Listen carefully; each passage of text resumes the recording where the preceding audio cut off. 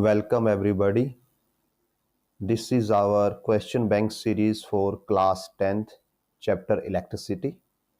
In this we will discuss subjective questions, objective questions and numerical based questions related to chapter electricity.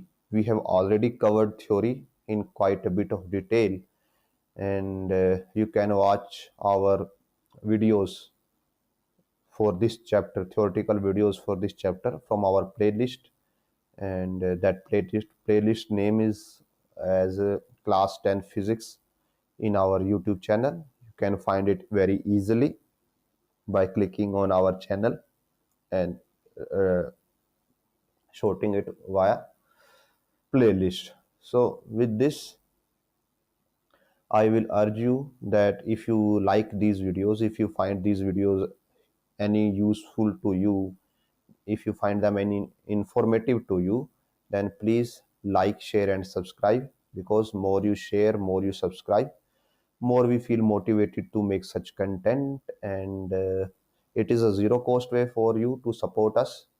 So with this, let's start today's video. Today's video is part 01, and we will be doing at least 5 to 6 parts in this series for question bank and numerical videos. So at least 4 to 5 parts will be there. So let's start today's part number 01. So here on your screen you can see questions on your right side. If you want to solve them yourself, you can pause the video and then you can attempt it yourself. Here I am going to solve, then you can compare your solution with mine one. Okay, so question number 1, it is mentioned that हमें wire की length given है.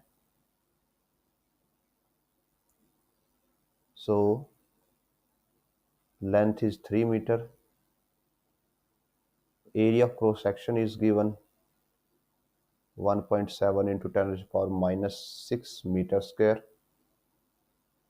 and resistance की value given है, that is 3 into 10 to the power minus 2 ohm. तो हमें इससे निकालना है resistivity of wire, and resistivity का फॉर्मूला भी हमें बताना है कि रेजिस्टिविटी का फॉर्मूला क्या होता है. सो अगर हमारे पास हम नॉर्मल रेजिस्टेंस का फॉर्मूला देखें तो रेजिस्टेंस का फॉर्मूला होता है R is equal to rho L by A. Rho is resistivity, L is length, A is area, R is resistance. तो यहाँ से अगर आप रेजिस्टिविटी निकालोगे, रेजिस्टिविटी आती है resistance into area by length. So ये हो गया ए पार्ट, रेजिस्टिविटी के लिए फॉर्मूला हो गया. और अब हम रेजिस्टिविटी कैलकुलेट करते हैं. सो रेजिस्टिविटी कैलकुलेट करने के लिए हम जस्ट वैल्यूज को पुट करते हैं. So rho is equal to 3 into 10 to power minus 2, area 1.7 10 to power minus 6, and by length 3. So ये कैंसल आउट हो जाएगा और आपको मिलेगा answer 1.7 into 10 to power minus 8, and resistivity की यूनिट्स होती हैं ohm meter. So this is our answer. So let us move over to question number 2. हम क्वेश्चन नंबर 2 की तरफ जाते हैं. स्क्रीन क्लियर करते हैं.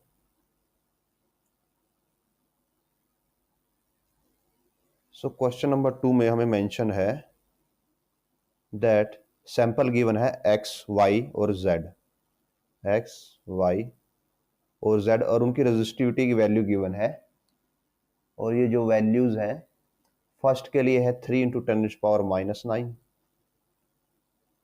सेकेंड के लिए है 11.1 into 10 power minus 6, and third के लिए है 18 इंटू 10 पावर माइनस 17.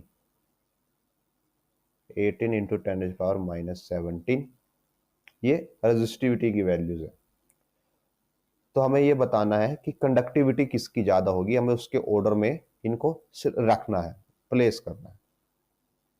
सो हमें ये पता है दैट अगर हम रेजिस्टेंस निकालते हैं, रेजिस्टेंस होता है resistance is equal to rho L by A, means resistance resistivity के प्रोपोर्शनल होता है। मीन्स जिसकी रेजिस्टिविटी ज़्यादा होगी उसका रेजिस्टेंस भी ज़्यादा होगा। तो अगर आप यहाँ पे देखोगे तो सबसे लेस पावर किसकी है, बिकॉज यहाँ पे 10 रेज़्ड पावर जो नेगेटिव है, अगर ये पावर पॉजिटिव होती तो हम सबसे ज़्यादा देख रहे होते, बिकॉज नेगेटिव पावर है तो हम सबसे कम देखेंगे। तो सबसे कम है y के लिए, मीन्स रेजिस्टेंस ऑफ y सबसे ज़्यादा होगा, उससे कम होगा जो उसके बाद सेकंड नंबर पे आता है दैट इज x, और फिर लास्ट में आएगा रेजिस्टेंस ऑफ z। अब नाउ कंडक्टिविटी, जो कंडक्टिविटी है उसको सिग्मा से डिनोट करते हैं, और सिग्मा होता है 1 बाय रो।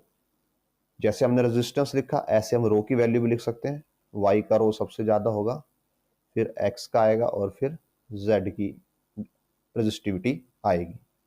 अब सिग्मा 1 बाय रो है, रो का इनवर्स है, तो अगर आप यहाँ पे 1 बाय रो करोगे तो साइंस पलट जाएंगे, मीन्स कंडक्टिविटी ऑफ y सबसे कम होगा, फिर आएगा कंडक्टिविटी ऑफ x, और फिर आएगा conductivity of z।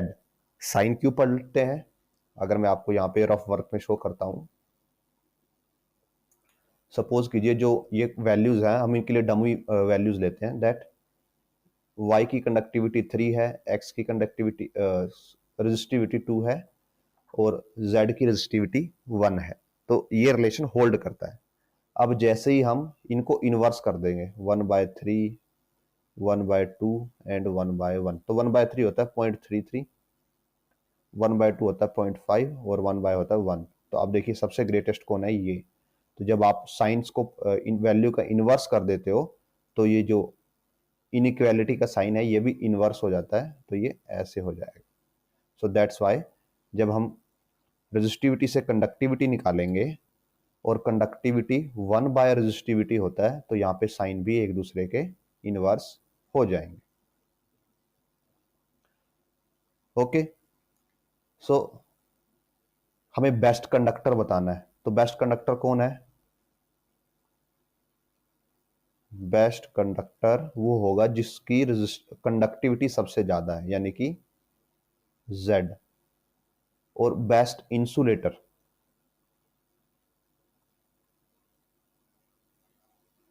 Best insulator वो होगा जिसकी रेजिस्टिविटी सबसे ज्यादा है, यानी कि Y।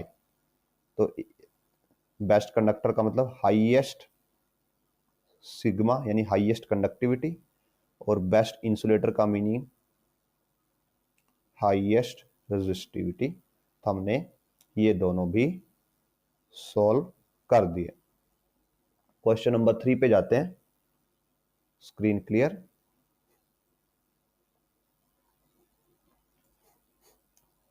There are m resistors, each of resistance R.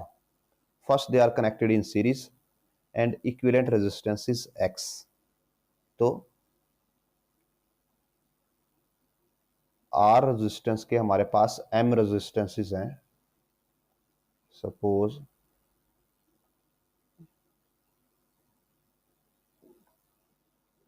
ये हमारे पास m रेजिस्टेंस हैं जिनको हमने कनेक्ट किया है सीरीज में। ये बीच वाला हिस्सा हमने इसलिए डॉट डॉट किया बिकॉज हमें नहीं पता कितने हैं, तो इसलिए हमने 1 2 अप टू m तक यहाँ पे डिनोट कर दिया। अब नाउ हमें ये पता है जब हम सीरीज में रेजिस्टेंस को ऐड करते हैं तो उनका सिंपल सम होता है। तो यहाँ पे टोटल रेजिस्टेंस आएगा R, ये वाला R plus this R plus up to last R। और ये टोटल कितनी वैल्यूज है? m वैल्यूज है। मीन्स अगर मैं यहाँ से R को कॉमन ले लूँ तो ये 1 प्लस 1 प्लस 1 है, और अगर आप इनको ऐड करते हो दैट विल बी m, तो आंसर आ जाएगा mR। तो टोटल रेजिस्टेंस सीरीज में इतना हो जाएगा, और इसको बोला गया है X। और फिर क्या किया जाता है, इनको सेम को पैरेलल में भी कनेक्ट किया जाता है। तो पैरेलल के केस में रेजिस्टेंस हो जाएगा ऐसे 1/RT is equal to 1/R plus 1/R up to 1/R। और अब यहाँ पे अगर आप फिर से 1/R कॉमन ले लेते हो तो आपके पास आता है 1 प्लस 1 प्लस लास्ट में 1, और ये फिर से कितने टाइम्स है, m टाइम्स है, तो ये हो जाएगा m/r, और ये है y के इक्वल। तो हमें x और y का रेशियो कैलकुलेट करना है, जो कि हम अब इजीली कैलकुलेट कर सकते हैं। सो x बाय y हो जाएगा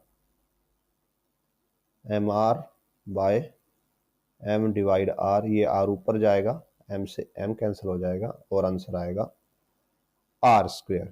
मीन्स सीरीज का रेजिस्टेंस पैरेलल के रेजिस्टेंस से r² टाइम्स ज्यादा है। इसमें हम आपको एक बार फिर से एक्सप्लेन कर देते हैं कि हमने क्या किया। हमें m रेजिस्टेंस गिवन है, अब हमें m की वैल्यू नहीं पता, m 100 हो सकता है, 1000 हो सकता है, 1,00,000 हो सकता है। तो हमने क्या किया, पहला रेजिस्टेंस बनाया, दूसरा रेजिस्टेंस बनाया, और बाकी के बीच में डॉट डॉट कर दिया, बिकॉज हमें नहीं पता। हमें ये पता है कि फाइनाइट वैल्यू है, और हमने एक लास्ट का रेजिस्टेंस बना दिया। जब हम सीरीज में दोनों को सबको ऐड करेंगे तो r plus dot dot dot r up to, ये कितनी टर्म्स होंगी, टोटल m टर्म्स हैं। तो आप यहाँ से r को कॉमन ले लेते हो, और आपके पास आता है 1+1+1+ अप टू m। अगर आप 1 को m टाइम्स ऐड करते हो, अगर आप 1 को 5 टाइम्स ऐड करोगे तो आपको 5 मिलता है। ऐसे ही 1 को अगर आप m टाइम्स ऐड करोगे तो आपको m मिलेगा, और बार कॉमन r था ही, तो ये बन गया mr। इसको आपने नेम दिया x। अब अगर आप उनको पैरेलल में लगाते हो तो पैरेलल के ये रूल होता है, हम ऑलरेडी थ्योरी में प्रूव कर चुके हैं। तो आप यहाँ पे 1/r plus 1/r up to last में प्लस 1/r, और ये कितनी बार है, m टाइम्स, ये है m टाइम्स, और जो ये है ये भी है m टाइम्स। अब आप क्या करते हो, फिर से 1/r कॉमन ले लेते हो। हम एलसीएम लेके नहीं कर रहे, हम 1/r कॉमन ले लेते हैं, बिकॉज सारी की सारी टर्म एक जैसी है। तो यहाँ पे 1 बचेगा, यहाँ पे 1 बचेगा, सेम ये वाला प्रोसेस बच जाएगा, और ये फिर से आप ऐड करोगे तो ये m देगा आपको, डिवाइड बाय 1/r, तो m/r is equal to y। अब आप इनका रेशियो इजिली निकाल सकते हो, डिवाइड करके आपको रेशियो मिल जाएगा। With this question number 3 complete होता है। क्वेश्चन नंबर 4 पे आते हैं। सो फोर्थ क्वेश्चन में मेंशन है, आपके पास 4 रेजिस्टेंस हैं A B C D.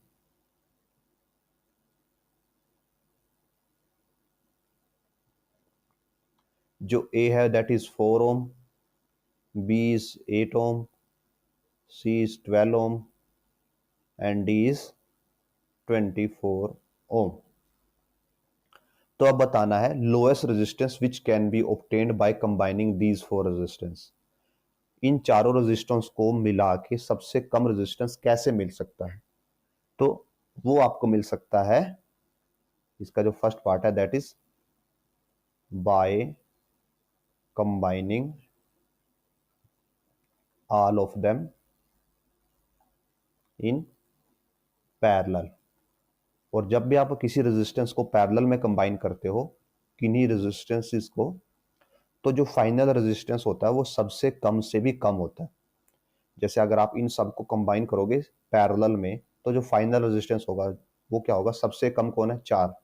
Final value 4 से भी कम आएगी। अभी आपको शो कर देते हैं कि जैसे यहाँ पे टोटल रेजिस्टेंस आएगा 1/4 प्लस 1/8 प्लस 1/12 प्लस 1/24। आप एलसीएम लोगे 24 आएगा, 6 प्लस 3 प्लस 2 प्लस 1, और ये आंसर आएगा 9 प्लस 2 11 प्लस 12/24 और 1/2। सो आर टी की वैल्यू आ जाएगी 2 ओम, जो कि 4 से भी कम है। तो ये हो गया मिनिमम रेजिस्टेंस। अब इनको मिला के आप मैक्सिमम रेजिस्टेंस कैसे बना सकते हो। तो मैक्सिमम रेजिस्टेंस के लिए आप क्या कर सकते हो, by combining all in series, और वहां पे फाइनल रेजिस्टेंस आ जाएगा 4 plus 8 plus 12 plus 24। So answer आएगा 48 ओम। ये आ गया आपका final resistance. So with this question number 4 complete होता है।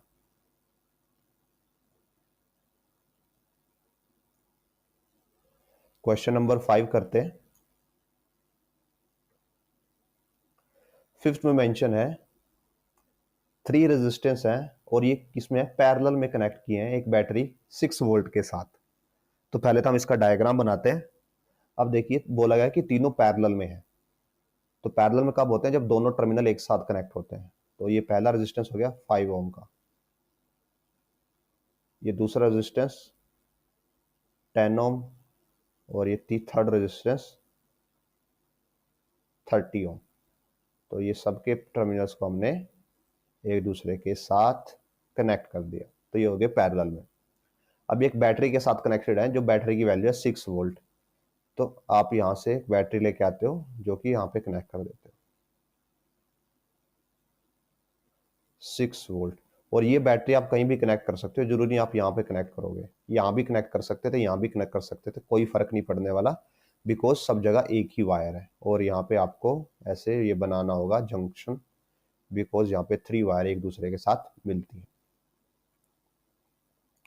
तो अब ये बताना है value of current across each resistor, कि सबसे कितना करंट पास हो रहा है, आपको वो करंट की वैल्यू बतानी है। ओके, तो ये करने के लिए आप क्या करोगे, सबसे पहले आप क्या करोगे, आप ये देखोगे कि जो ईच रेजिस्टेंस है आपके पास उसके अक्रॉस वोल्टेज कितनी है। बिकॉज हमारे पास होता है ओम्स लॉ, और ओम्स लॉ से हम निकाल सकते हैं कोई भी एक वैल्यू, प्रोवाइडेड हमारे पास दो वैल्यू हों। Ohm's law is V is equal to IR।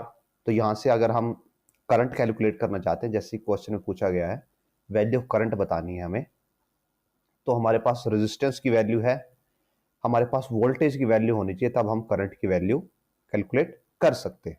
तो अब हमें हर रेजिस्टेंस के अक्रॉस वोल्टेज पता होनी चाहिए कि कितनी वोल्टेज है हर रेजिस्टेंस के अक्रॉस। अब अगर आप ध्यान में देखते हो कि जो ये वोल्टेज है, ये बैटरी है जो ये वायर से कनेक्टेड है, और अगर वायर से कनेक्टेड है मींस जितनी वोल्टेज यहां पे है, जितनी वोल्टेज यहां पे है उतनी ही वोल्टेज यहां पे है, सेम वोल्टेज यहां पे है और सेम वोल्टेज यहां पे है।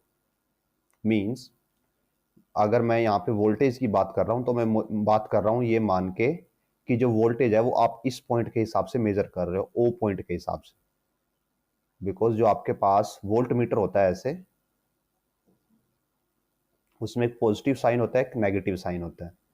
तो जो नेगेटिव वाला पार्ट है हम इसको यहाँ पे कनेक्ट किया हुआ है, और जो पॉजिटिव वाला है हम इसको एक बार सपोज कीजिए ए पॉइंट पे, एक बार बी पॉइंट पे लगा रहे हैं, एक बार सी पॉइंट पे लगा रहे हैं और एक बार डी पॉइंट पे लगा रहे हैं, सो दैट हमारी रीडिंग कांस्टेंट रीडिंग रहे, हम एक ही जगह के हिसाब से रीडिंग ले रहे हैं। तो जब मैं इसके पॉजिटिव वाले को ए पॉइंट पे कलेक्ट करूंगा तब भी ये मुझे 6 वोल्ट देगा, क्योंकि बैटरी है और यहाँ पे वायर है, वायर की वजह से कोई लॉस नहीं होता वोल्टेज का। जब आप बी पॉइंट पे पहुंचते हो तो भी वायर्स के थ्रू ही आप गए हो, तो वोल्टेज का कोई लॉस नहीं है, तो यहाँ भी 6 वोल्ट है। सी पे जाते हो 6 वोल्ट है, डी पे जाते हो तो भी 6 वोल्ट है। मींस पहले रेजिस्टेंस के अक्रॉस भी 6 वोल्टेज है, दूसरे रेजिस्टेंस के अक्रॉस भी 6 वोल्ट है, और थर्ड रेजिस्टेंस के अक्रॉस भी 6 वोल्ट है। और यही हमने आपको बताया था कि जब पैरेलल सर्किट होता है, पैरेलल सर्किट में वोल्टेज फिक्स रहती है, और जो सीरीज सर्किट होता है उसमें करंट फिक्स रहता है, करंट सेम रहता है। तो ये पैरेलल सर्किट है, तो इसमें जो वोल्टेज है वो कांस्टेंट रहेगी। तो आप लिख सकते हो that V is equal to I1 R1, V is equal to I2 R2, V1 V2 and V3 is equal to I3 R3। अब सभी वोल्टेजेस इक्वल हैं और 6 वोल्ट के इक्वल हैं, तो पहले के लिए आ जाएगा 6 is equal to I1, R1 की वैल्यू है 5, 6 is equal to I2, R2 की वैल्यू है 10 and 6 is equal to I3, R3 की वैल्यू है 30। सो यहाँ से I1 आ जाएगा 6/5 एम्पियर, I2 आ जाएगा 6/10 एम्पियर एंड I3 आएगा 6/30 एम्पियर। तो हमारे पास यहाँ पे I1 है, यहाँ पे I2 है और यहाँ पे I3 है। तो हमारे पास तीनों वैल्यूज आ गई। हर potential difference across each resistor, हर रेजिस्टेंस के अक्रॉस कितनी वोल्टेज होगी हम ऑलरेडी कैलकुलेट कर रहे हैं। कितनी हो चुकी है वो 6 वोल्टेज है। क्यों है? क्योंकि ये सर्किट पैरेलल में है। अब हमें टोटल करंट बताना है सर्किट का। तो टोटल करंट क्या होगा? मान लो अगर यहां से सपोज कीजिए यहां से करंट चलता है I, अब वो स्प्लिट हो जाता है I1, I2 और I3 में, और वापस जब यहाँ पे आके ये मिलते हैं, जैसे यहाँ पे फिर I3 आ रहा होगा ऊपर से, यहाँ से ऊपर से I2 आ रहा होगा, तो यहाँ पे वापस क्या हो जाएगा? वो I2 प्लस I3 हो जाएगा। और जब वो यहाँ पे पहुंचेगा, यहाँ से I1 और मिल जाएगा उसको, तो I1 plus I2 plus I3 हो जाएगा, और जो किसके इक्वल है? I के। तो टोटल करंट होगा आपका तीनों करंट्स का सम। सो टोटल करंट हो जाएगा तीनों करंट का सम, यानी कि 6/5 प्लस 6/10 प्लस 6/30। और अगर आप यहाँ पे एलसीएम निकालोगे तो ये आएगा 30। सो 636 प्लस 30/10 3 इंटू 6 18 प्लस 6, सो 24 और 30 60/30 इज इक्वल टू 2 एम्पियर हो जाएगा आपका total current, final current circuit का कंप्लीट करंट। उसमें से 6/5 पहले रेजिस्टेंस से जा रहा है, 6/10 दूसरे रेजिस्टेंस से जा रहा है, और 6/30 थर्ड रेजिस्टेंस से क्रॉस होके जा रहा है। अब हम क्या करते हैं, इस सर्किट का टोटल रेजिस्टेंस कैलकुलेट करते हैं। उसके लिए हमें क्या करना होगा? पैरेलल रेजिस्टेंस का रूल लगाना होगा। कैसे? हमें ये पता है कि ये तीनों रेजिस्टेंस एक दूसरे के साथ पैरेलल में है, लाइक दिस। ये पहला रेजिस्टेंस है, ये दूसरा है, और ये तीसरा रेजिस्टेंस है, और ये तीनों पैरेलल में है। ये 5 है, ये 10 है, ये 30 है। तो अगर हम इनका कंबाइंड रेजिस्टेंस निकालें तो वो आएगा 1/RT is equal to 1/5 plus 1/10 plus 1/30। So LCM will be again 30, 6 plus 3 plus 1 1/RT, and 1/RT की वैल्यू आ जाएगी 10/30, और यहाँ से आप निकाल सकते हो RT आ जाएगा 3 ओम। मीन्स आप सर्किट के अंदर इन तीनों को किससे रिप्लेस कर सकते हो? एक 3 ओम के रेजिस्टेंस से। मीन्स ये वाला सर्किट है जो आपका, इस सर्किट को हम दोबारा से ऐसे रीड्रॉ कर सकते हैं कि आपके पास ये बैटरी हो गई 6 वोल्ट की, 6 वोल्ट्स की, और इन तीनों का रेजिस्टेंस आता है 3 ओम। तो आपके पास यहाँ पे एक 3 ओम का रेजिस्टेंस हो जाएगा, जस्ट इन तीनों का इक्विवेलेंट 3 ओम। ओके, और यहाँ से करंट I फ्लो कर रहा होगा, और यहाँ से करंट I फ्लो कर रहा होगा। अब अगर देखो आप इस सर्किट में आप अगर V is equal to IR लगाओ, तो V is equal to IR, because circuit में एक ही रेजिस्टेंस है तो वोल्टेज उतनी ही रहेगी। तो V इज इक्वल टू 6 है, I हमें पता नहीं, R हमें पता है 3। तो अगर आप यहाँ पे I निकालोगे तो 2 एम्पियर आएगा। 6/3 इज इक्वल टू 2 एम्पियर, जो कि अगर हमने अलग अलग कैलकुलेशन करके भी निकाला था तो भी हमारी वैल्यू 2 एम्पियर ही आई थी। सो दैट्स हाउ हमें पता है, लगता है कि जो हमने कैलकुलेशन की वो हमने राइट कैलकुलेशन की है, वो हमारी कैलकुलेशन बिल्कुल सही है। So with this question number 5 हमारा कवर होता है। ये 5th क्वेश्चन का फाइनल डायग्राम होगा। अभी हम क्वेश्चन नंबर 6 करेंगे।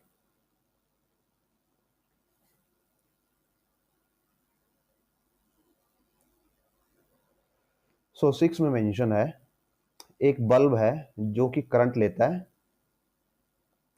0.8 एम्पियर का। ये 8 एम्पियर लेके चलते हैं हम इसको। नो, बल्ब की इतनी रेटिंग होती नहीं, तो 0.8 एम्पियर ही लेते हैं। करंट लेता है 0.8 एम्पियर का और कितने वोल्टेज पे वर्क करता है, 250 वोल्टेज पे वर्क करता है। तो इसकी पावर कितनी हो जाएगी, तो पावर होती है VI और 250 इंटू 0.8 यानी कि 8/10, और आप यहां से निकाल सकते हो 25 इंटू 8 200 वाट। और ये वाट आवर पर डे के लिए कैलकुलेशन है, बिकॉज जब भी हमें इंस्ट्रूमेंट्स गिवन होते हैं तो उनकी जो पावर होती है वो वाट पर आवर होती है।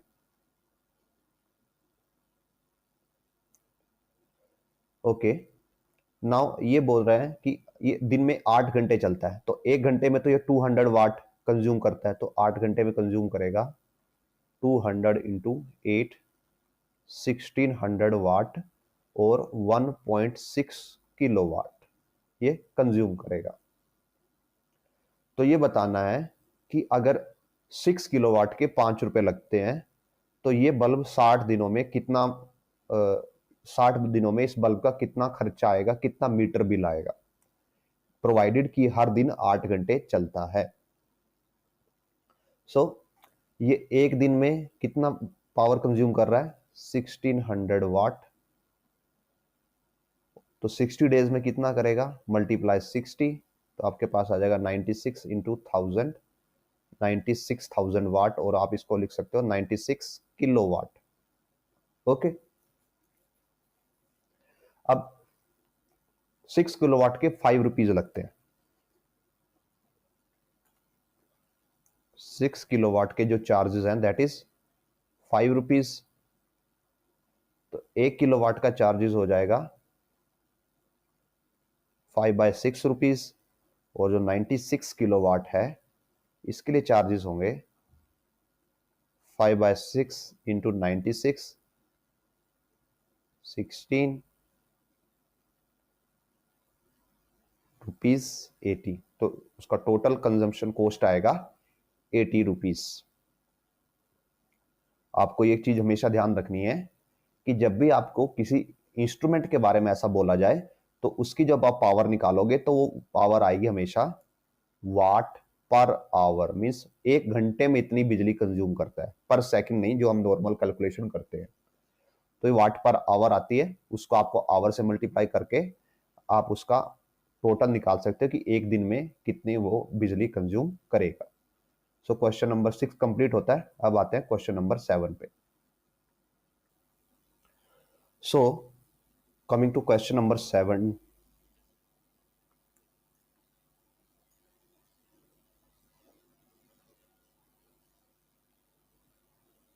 जो हमारे पास यहाँ पे सेटअप है, सेटअप में जो हमारे पास ये सर्कुलर है वो एक एमीटर को, सर्कल है जो एक एमीटर को रिप्रेजेंट करता है, और जो एक बॉक्स है वो एक बल्ब को रिप्रेजेंट करता है। तो अगर हम इसका डायग्राम बनाएं तो डायग्राम कुछ आपके लिए ऐसा बनेगा। सो दिस इज एमीटर, ये फर्स्ट बल्ब है हमारे पास, फिर अगेन हमारे पास एक बल्ब है, और फिर से हमारे पास एक एमीटर है, ये ऐसे कनेक्टेड है। अगेन हमारे पास एक एमीटर है, अगेन हमारे पास एक बल्ब है, और लास्ट में हमारे पास एक बैटरी है और हमारे पास एक एमीटर है। एंड ये मेंशन किया गया है कि जो बल्ब्स हैं, ये वाला बल्ब, ये बल्ब और ये बल्ब, ये आइडेंटिकल है।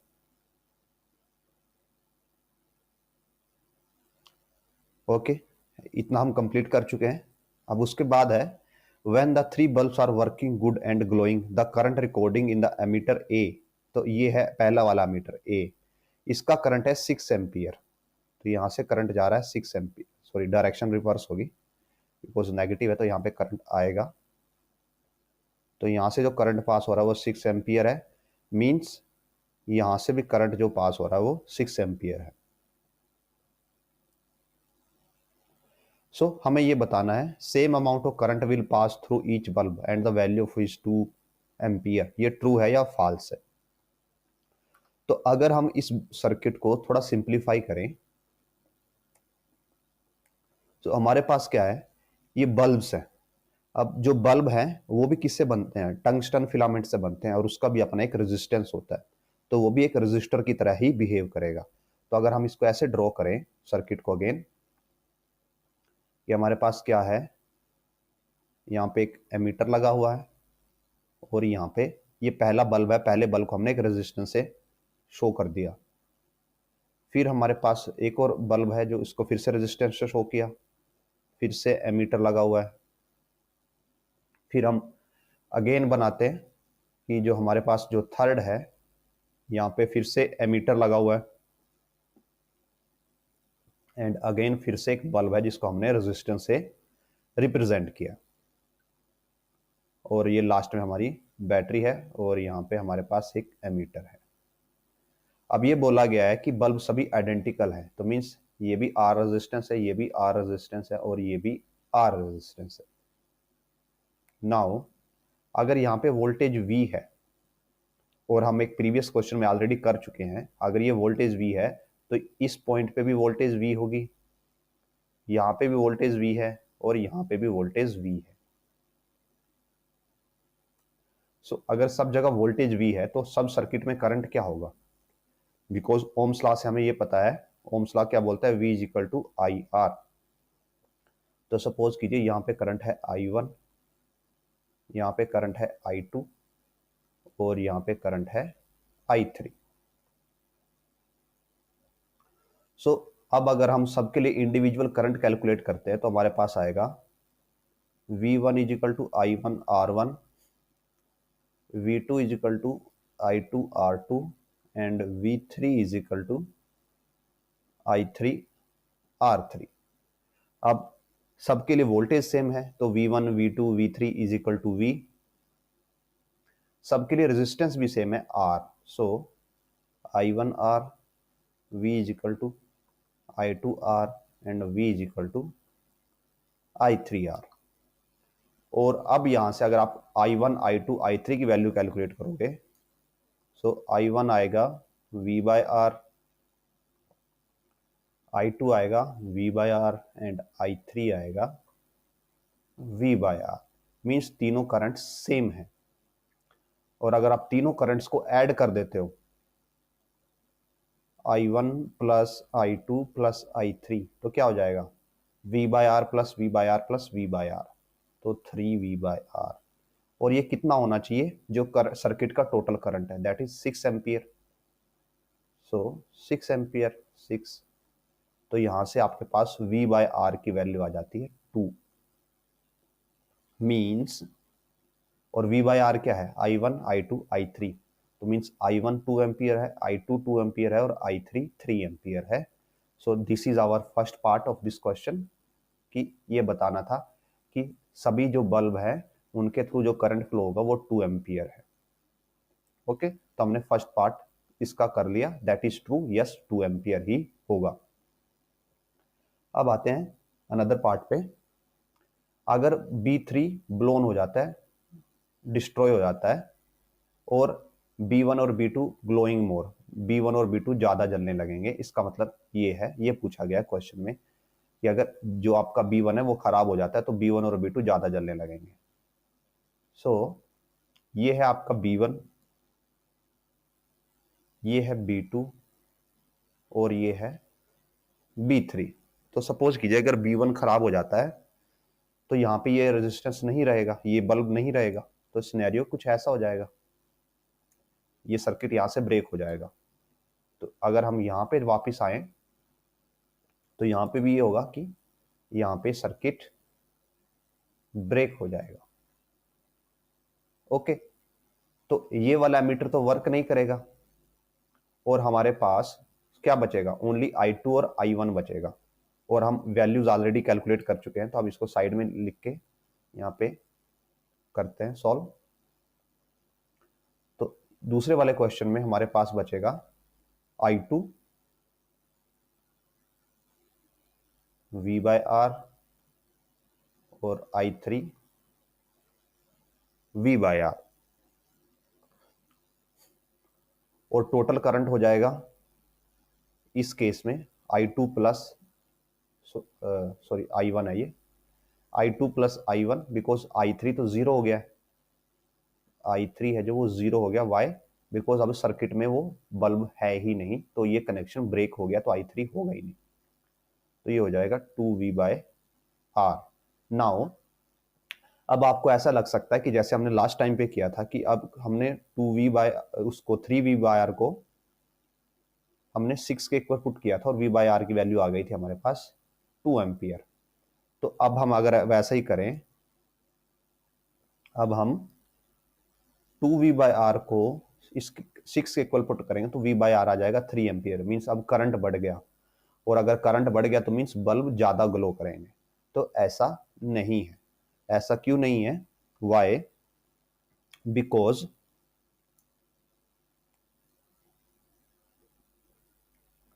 जो करंट है, जो I1 और I2 है, वो किस पे डिपेंड करता है? वोल्टेज और रेजिस्टेंस पे। ठीक है, अब यहाँ पे वोल्टेज उतनी ही है, वोल्टेज हमने चेंज नहीं की, जो रेजिस्टेंस है वो भी उतना ही है, यहाँ भी आर था, यहाँ भी आर था। तो जो I1 है और I2 है उनकी वैल्यू एज इट इज रहेगी, और जो वैल्यू कितनी रहेगी, हमने वैल्यू पहले ही कैलकुलेट की थी, दैट वाज 2। तो अब सर्किट का टोटल करंट हो जाएगा 2 + 2 4 एम्पियर, और बल्ब उसी इंटेंसिटी से ग्लो करेंगे जिस इंटेंसिटी से पहले ग्लो कर रहे थे। उनका जो ग्लो करने की इंटेंसिटी है, या वो अभी ज्यादा लाइट एमिट नहीं करने वाले, बिकॉज जो बल्ब का रेजिस्टेंस है वो चेंज नहीं हुआ, जो बल्ब की वोल्टेज है वो चेंज नहीं हुई, बिकॉज जो वोल्टेज हमने अप्लाई की है वो अभी उतनी ही है। तो बल्ब के थ्रू जो करंट पास कर रहा है, करंट उतना ही पास करेगा। और जो बल्ब ग्लो करता है, ग्लो बल्ब हीट से करता है, और हीट का फॉर्मूला हम ऑलरेडी डिस्कस कर चुके हैं। हीट का फॉर्मूला होता है I²RT। तो यहाँ पे करंट नहीं बदला, रेजिस्टेंस नहीं बदला, टाइम अगर हम सबके लिए बराबर लेके चले तो उतनी ही हीट होगी, मींस उतनी ही लाइट बल्ब एमिट करेगा। तो बल्ब ज्यादा ग्लो नहीं करेंगे। वाई नहीं करेंगे? बिकॉज वोल्टेज और रेजिस्टेंस एज इट इज है, हमने उनको बदला नहीं है। तो अभी आपको ये डाउट आ सकता है कि सर मींस पहले यहाँ पे भी 2 एम्पियर करंट जा रहा था, अब वो कहाँ पे गया? अब वो बैटरी के अंदर ही है। मींस ये बैटरी की कैपेसिटी होती है कि बैटरी कितना करंट प्रोवाइड करवा सकती है, बट जो इंस्ट्रूमेंट है उसकी भी एक अपनी कैपेसिटी है कि वो मैक्स करंट कितना अलाउ करेगा, और वो डिपेंड करता है वोल्टेज पे।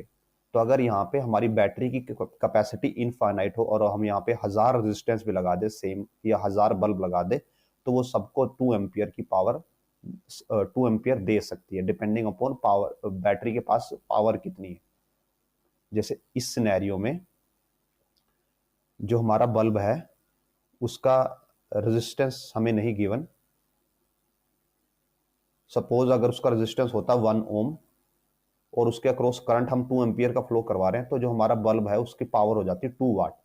तो ये बल्ब 2 वाट का हो गया, ये बल्ब 2 वाट का हो गया, तो बैटरी कम से कम 4 वाट की होनी चाहिए। जब 3 बल्ब थे तो बैटरी कम से कम 6 वाट की होनी चाहिए उनको वो पावर देने के लिए। ओके, तो इस सिनेरियो में बल्ब ज्यादा ग्लो नहीं करेंगे, बिकॉज वोल्टेज चेंज नहीं हुई और रेजिस्टेंस चेंज नहीं हुआ। आगे बढ़ते हैं। तो इसका आंसर होगा फॉल्स, कि बल्ब ज्यादा ग्लो नहीं करेंगे। अब ये बताना है कि सभी एमीटर्स को क्या होगा अगर B1 वो हट जाता है, मींस B1 खराब हो जाता है, तो एमीटर्स की रीडिंग को क्या फर्क पड़ेगा? तो जो ये 2 एमीटर्स हैं इनकी रीडिंग एज इट इज रहेगी। इसकी रीडिंग पहले भी 2 थी, इसकी भी 2 थी। पहले इसकी रीडिंग 6 थी, अब इसकी रीडिंग क्या हो जाएगी? 6 से चेंज होके 4 हो जाएगी, बिकॉज अब सर्किट का टोटल करंट कम हो जाएगा। यहाँ पे 2 है, यहाँ पे 2 है, तो यहाँ पे अभी 4 ही आएगा। पहले ही जो ये 2 यहाँ से आ रहा था वो नहीं आएगा, तो 6 से रीडिंग 4 हो जाएगी।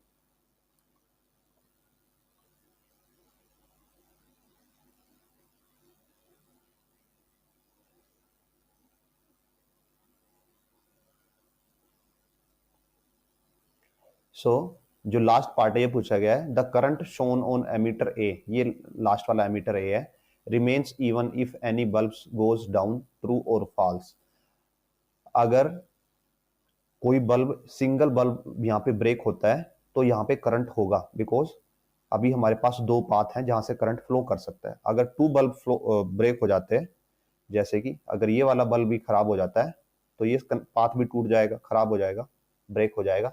तो अभी यहाँ पे करंट होगा और करंट की वैल्यू कितनी हो जाएगी, 2 एम्पियर हो जाएगी, बिकॉज अभी यहाँ से 2 एम्पियर करंट ही फ्लो हो रहा है। सपोज कीजिए अगर ये वाला पाथ भी ब्रेक हो जाता है, ये वाला बल्ब भी खराब हो जाता है, तो अब कोई पाथ नहीं है जिससे करंट फ्लो कर रहा हो, तो अब यहाँ पे जो करंट की वैल्यू हो जाएगी that will be 0 ampere, means यहाँ से कोई करंट फ्लो नहीं करेगा। सो ये था क्वेश्चन नंबर 7। नेक्स्ट क्वेश्चन की तरफ बढ़ते हैं, क्वेश्चन नंबर 8। एंड अगर आपको ये सीरीज पसंद आ रही हो तो please hit like, share and subscribe, because it requires a lot of efforts to make these videos.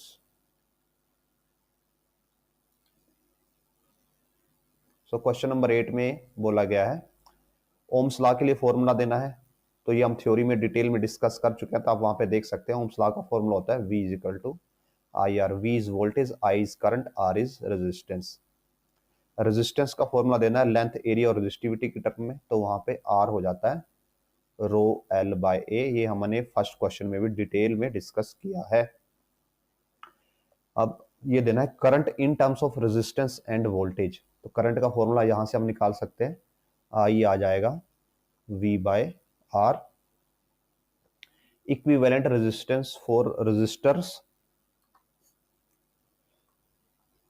In series, in parallel and power.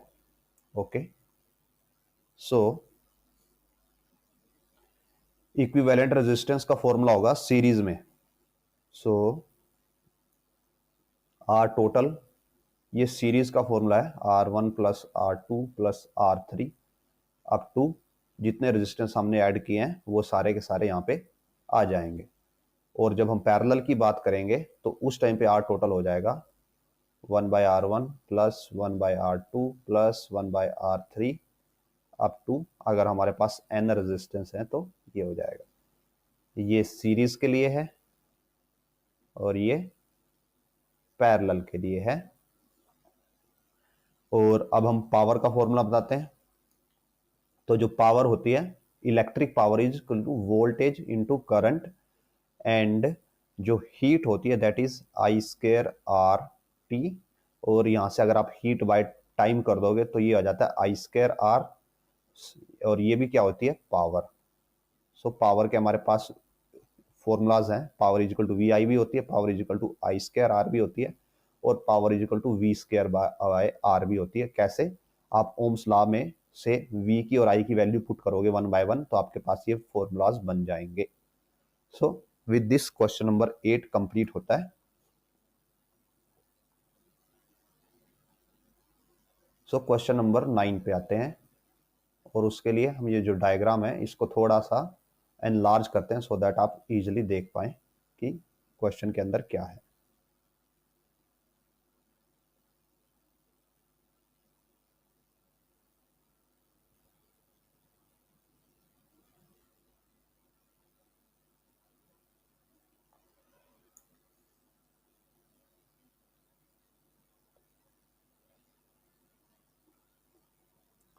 So here is the diagram.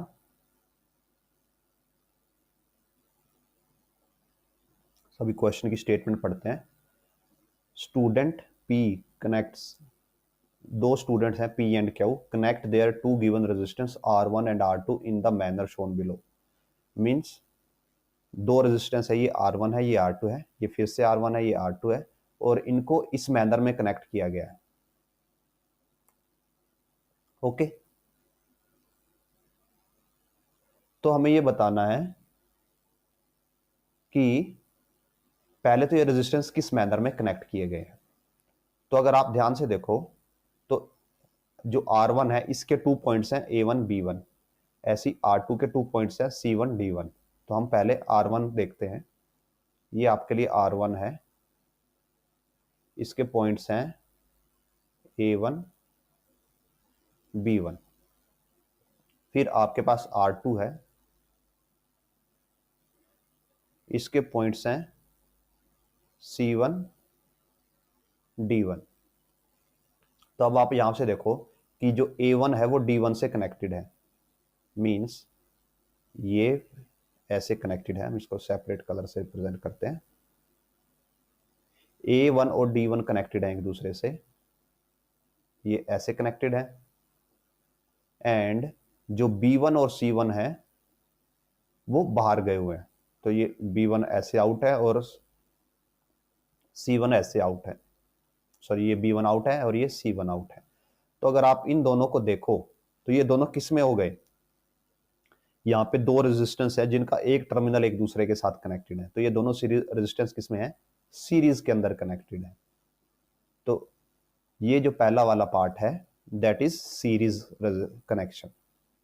जो A है this is series connection, तो यहां पे resistance ज्यादा होगा। Second वाले पे आते हैं, सेकंड वाला का डायग्राम बनाते हैं फिर से।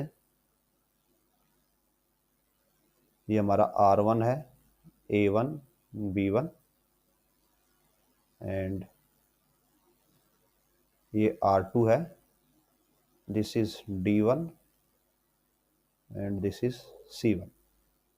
तो अगर आप यहां पे देखें तो जो C2 है, सॉरी यहां पे हम इसको 2 करेंगे सबको। तो जो C2 है, C2 पे सप्लाई आती है, मींस ये यहां से ऐसे आती है, ये देखिए यहां से ऐसे आती है, और ये B2 से कनेक्टेड है, तो ये ऐसे यहां पे कनेक्टेड है। एंड अगर हम सेकंड पॉइंट को चेक करें, मींस जो A2 है वो A2 जाता है D2 तक, सो यहां से A2 जा रहा है D2 तक, और जो आपकी फाइनल आउटपुट है फिर D2 से बाहर आ रही है। ओके, तो सपोज कीजिए अगर मैं ये जो हमारा R1 है इसको रोटेट कर देता हूं, इसको मैं अगर ऐसे रोटेट कर दूं,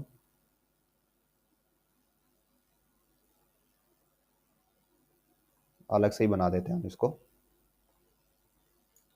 कि मैं इस R1 को रोटेट करके बनाऊं। तो ये मेरा R1 है और यहां पे मेरा अब B1 है, सॉरी B2, और यहां पे मेरा A2 है। ये मेरा R2 है, ये D2 है और ये C2 है। तो अब मैं यहां पे सप्लाई बनाता हूं अगर, तो देखिए C2 किससे कनेक्टेड है, B2 से, तो ये C2 है, ये B2 से कनेक्ट हो गया, और D2 कनेक्टेड है A2 से, तो D2 और A2 कनेक्ट हो गया, और यहां से इनपुट है और यहां से इनपुट है। तो आप देखोगे कि दोनों रेजिस्टेंस के दोनों टर्मिनल एक साथ कनेक्टेड है, मींस ये हो गया पैरेलल कॉम्बिनेशन। सो हमने दोनों को सॉल्व कर लिया, ये वाला सीरीज कॉम्बिनेशन है, ये वाला पैरेलल कॉम्बिनेशन है। अब हम आगे डिस्कस करते हैं क्वेश्चन में और क्या पूछा गया है।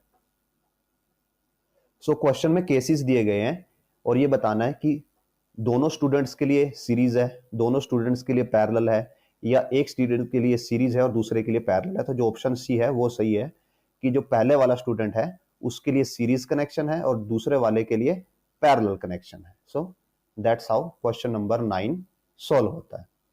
आगे बढ़ते हैं क्वेश्चन नंबर 10 की तरफ। सो ये जो क्वेश्चन है इसके अंदर आपको ये बताना है कि कौन सा सर्किट प्रॉपरली कनेक्टेड है, सर्किट जो बिल्कुल सही है उसमें आप वो सर्किट आपको बताना है। तो हम इस चारों सर्किट जो PQRS है चारों को स्टडी करेंगे और उनमें जो मिस्टेक या जो सही है वो आपको एक्सप्लेन करेंगे सो दैट आप समझ पाए। तो अगर हम पहले सर्किट की बात करें तो यहाँ पे बैटरी लगी हुई है, यहाँ पे की लगी हुई है जो की क्लोज है, तो ये दोनों ओके है, और एक रेजिस्टेंस लगा हुआ है दैट इज ओके। एमीटर लगा हुआ है, एमीटर देखिए सीरीज में लगा हुआ है रेजिस्टेंस के, तो इट इज ओके। और अगर हम यहाँ पे देखें तो ये वोल्ट मीटर है, ये जो वोल्ट मीटर है it should be in parallel, और पैरेलल में कैसे कि ये वोल्ट मीटर ऐसे लगा होना चाहिए था, ये तो इस साइड या अंदर की साइड लगा होना चाहिए था, तब ये सर्किट ओके होता। तो अभी ये सर्किट रॉन्ग है। अगर हम दूसरे सर्किट में क्यू पे जाएं तो यहाँ पे देखिए बैटरी लगी हुई है, यहाँ पे की लगी हुई है, की क्लोज है, एमीटर लगा हुआ है। एमीटर के ऊपर अगर आप साइन देख पा रहे हैं तो यहाँ पे नेगेटिव साइन है, यहाँ पे पॉजिटिव साइन है, जो कि ओके है, बिकॉज ये वाली साइड नेगेटिव से कनेक्ट होती है तो ये नेगेटिव पे रहेगी, तो दूसरे वाली बाय डिफॉल्ट पॉजिटिव हो जाएगी। अब ये रेजिस्टेंस लगा हुआ है और यहाँ पे वोल्ट मीटर लगा हुआ है, उसके पैरेलल में ऊपर वाली साइड पॉजिटिव है, नीचे वाली साइड नेगेटिव है। तो ये सर्किट डायग्राम ओके है। अगर यहाँ पे आते हैं हम थर्ड वाले में देखिए अगेन वही मिस्टेक है कि वोल्ट मीटर है जो वो सीरीज में लग गया है, उसको पैरेलल में लगना था और एमीटर को पैरेलल में लगा दिया है। मींस यहाँ पे एमीटर आता और यहाँ पे वोल्ट मीटर आता, तो भी ये सर्किट ठीक होता। और अगर हम इस सर्किट में आए जो हमारा लास्ट वाला है एस, तो यहाँ पे आप देखोगे तो यहाँ पे एक बिल्कुल छोटी सी मिस्टेक है। क्या मिस्टेक है कि जो एमीटर है उसका पॉजिटिव नेगेटिव रिवर्स है, उल्टा है। मीन्स ये नेगेटिव है और यहाँ पे पॉजिटिव बना दिया, तो ये भी सर्किट गलत है। इसको ठीक कैसे करेंगे, यहाँ पे नेगेटिव लगाएंगे और यहाँ पे पॉजिटिव लगाएंगे, तब ये सर्किट ठीक हो जाएगा। और यहाँ पे वोल्ट मीटर पैरेलल में, एमीटर सीरीज में, तो बाकी सब ओके, बस साइन गलत था। तो ऐसे आप इस सर्किट को देख सकते हो, पता कर सकते हो कौन सा सर्किट ठीक है, कौन सा सर्किट गलत है। तो इस वीडियो में हम इतना ही करेंगे। हमने अप टू 10th क्वेश्चन 10 कर लिए हैं कंप्लीट हमारी फर्स्ट वीडियो में। एंड अगर आपको जो हम क्वेश्चन सोल्व कर रहे हैं इससे आपको एक वैल्यू मिल रही है, आपको एक नॉलेज मिल रही है, आप कोई कुछ गेन कर रहे हो, then please like, share and subscribe, because आपका लाइक, शेयर और सब्सक्राइब ही हमारे लिए मोटिवेशन का काम करता है कि दैट देयर आर पीपल जिनको ऐसे कंटेंट की ज़रूरत है और हमें ऐसा कंटेंट बनाना चाहिए। So please consider sharing these videos and subscribing to my channel. We will meet in next video with upcoming questions. Till then, keep watching, keep studying, and thanks for watching.